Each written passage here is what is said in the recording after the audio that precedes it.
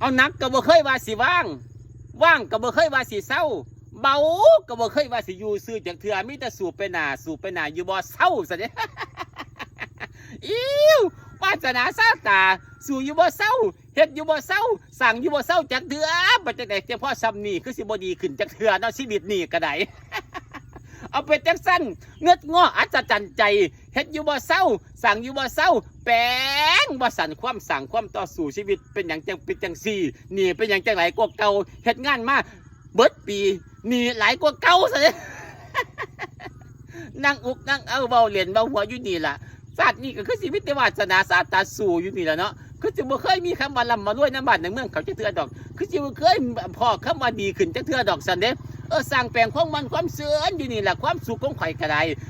เว้าให้ผู้ใดฟังผู้ใดก็บ่เชื่อดีว่าถูกเว้าจังซี่เว้าอยู่นี่เว้าจังซี่จังคันจังซี่หน้าเหี่ยวๆผมก็งอกปานนี้ทุกปานนี้คนก็บ่เชื่อเด้ล่ะว่าถูกครอบข่อยม่วนข่อยอยู่ไสเฮาก็ม่วนซื่นโฮเซลเนาะเป็นท่านก็ยิ้มไปจังซี่ก็ยิ้มเบาอยู่หันก็ยิ้มเบาอยู่นี่ก็ยิ้มดีเบิดเบาเบิดมีแต่ความม่วนความซื่นอยู่ซื่อลังเทื่อนั่งอยู่ซื่อมากก็คิดฟ้อนก็อยากฟ้อนพุ่นนี่เอาไปจังซั่นคนม่วนคนซื่นคนมีอัธยาศัยดีคนอยากให้คนม่วนคนมีความสุขซะเด้ เฮ็ดตัวเจ้าของก็มีความสุขซื่อนี่แหละถ้าสิทุกข์ยากแล้วก็อยากให้คนเป้าความทุกข์ความยากให้คนฟังคนบ่ได้อ่อนช้อนด้วยล่ะคนบ่ได้เชื่อด้วยแหละว่าทุกข์บ่ทุกข์ด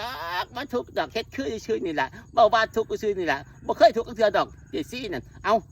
เป็นจังไดจังเบิ่งจังสันเป็นจังไดจังเบิ่งจังสันเห็นหน้าข่อยเป็นคนรวยปานนั้นติคนรวยบ่เป็นหน้าแนวนี้ดอกคนรวยก็สิเป็นหน้าเอิบๆอิ่มๆเต็งตึงสดชื่นแจ่มใส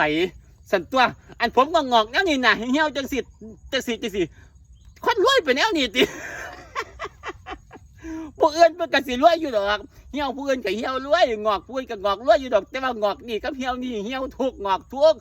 สู้อยู่ว่าสั่นเฮ็ดอยู่ว่าสั่นแต่เนี่ยก็เลยคิดว่ามันเป็นหยังดอกถ้าเกิดว่าวาสนาศาสตร์นี่เกิดมาเพราะซ้ำนี่ก็อยู่ซ้ำนี่แหละวัตเฮ็ดให้คนม่วนก็พอแล้ววัตเฮ็ดให้คนมีความสุขก็พอแล้ววัตพี่น้องเฮามีความสุขม่วนซื่นโฮเซลได้เว้าได้จาได้เห็นกันจังซี่ม่วนสดชื่นแจ่มใสซ้ำนั่นก็คือสิพอใจล่ะคือถ้าคิดว่าสิร่ำสิรวยสิดีไปน่ะคือสิบ่มีดอกข่อยวาสนาซ้ำนั่นเว้าเป็นจังได๋คนก็บ่เชื่อเด้นั่งเว้าอยู่นี่คนก็บ่เชื่อเด้ว่าถูกเอาทุกอีหลีเด้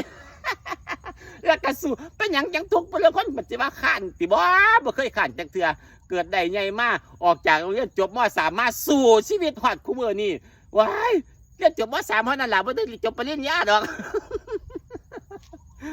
สู้ว่าซั่นสู้บ่จักนั่นจักนี่บ่จักเฮ็ดหยังโอ้ยเบิดแนวสิอธิบายแต่ว่าก็ยังทุกข์คือเก่านี่แหมจักสิว่าเป็นจังได